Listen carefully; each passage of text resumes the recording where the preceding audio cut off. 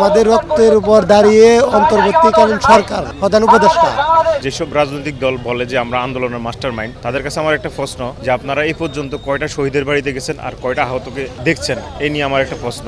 এ ক্যাটাগরিতে থাকবে হচ্ছে আপনার যারা অঙ্গহানি, হাত নাই, পা নাই, চোখ নাই, তারা থাকবে এ ক্যাটাগরিতে।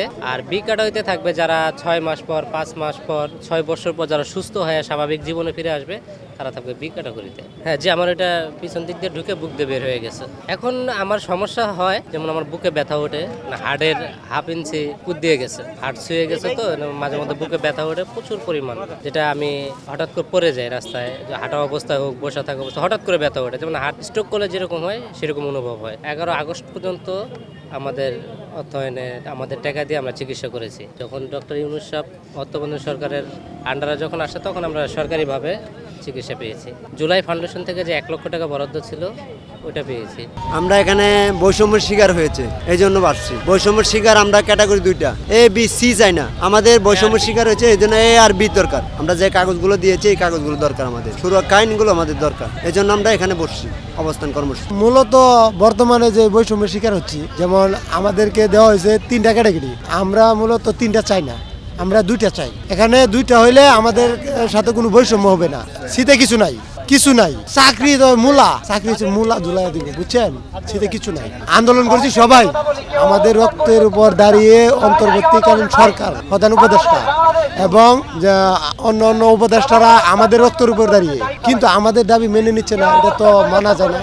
আমাদের দাবিগুলো হচ্ছে এ ক্যাটাগরি এবং বি ক্যাটাগরি। দাবি এক, ক্যাটাগরি হচ্ছে দুটো, যারা পঙ্গুত্ব বহন করছে এবং সারা জীবন কাজকর্ম করতে অক্ষম, তাদেরকে এই ক্যাটাগরিতে রাখা হোক। যারা সামনে চিকিৎসাধীন আছে বা চিকিৎসা সুস্থ হবে এবং যারা বর্তমান সুস্থ অবস্থায় আছে, এদেরকে বি ক্যাটাগরি আওতায় রাখা হোক। আমরা যখন যুদ্ধে গেছিলাম, আমরা কেউ কিন্তু ক্যাটাগরি বিবেচনা করে আমরা যুদ্ধে চাইনি। তো সরকার আমাদের রক্তের উপরে বসে আমাদের রক্তের সঙ্গে বেমানি করতেছে।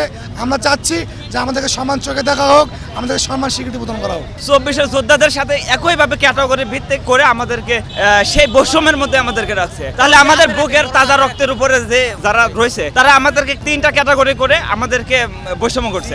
শীতে মূলত যারা আছে সুস্থ, মানে আক্রান্ত হয়ে সুস্থ হয়েছে, তাদেরকে সি ক্যাটাগরিতে রাখছে।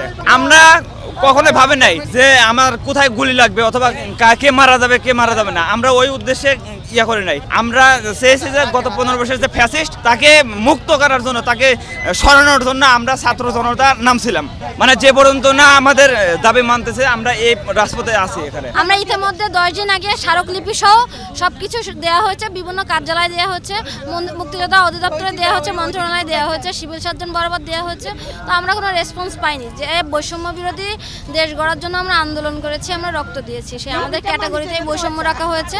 আমরা এই বৈষম্য মানি না, আমরা টোটাল 2টা ক্যাটাগরি চাই, অক্ষম সক্ষম। যাদের শরীরে প্লেট আছে তাদেরকে ম্যাক্সিমাম ছেলেদেরকেই সি ক্যাটাগরি দেওয়া হয়েছে। আসলে এই সি ক্যাটাগরিটা আমরা চাচ্ছি না, কারণ এই প্লেটগুলো আমাদের ভবিষ্যতে ডায়াবেটিস হবে না বা অন্যান্য রোগজনিত কারণে এই প্লেটগুলো যে আমাদের শরীরে ক্যান্সার তৈরি হবে না, এটার কোনো গ্যারান্টি নেই। কারণ আমরা কয়েকজন রোগী দেখে প্রমাণ পাইছি যে ডায়াবেটিস থাকার কারণে একটা প্লেট থেকে সেখানকার 4.5 কেজি মাংস কেটে ফেলে দেওয়া হয়েছে, ইনফেকশন হয়ে গেছে, ক্যান্সার হয়েছে।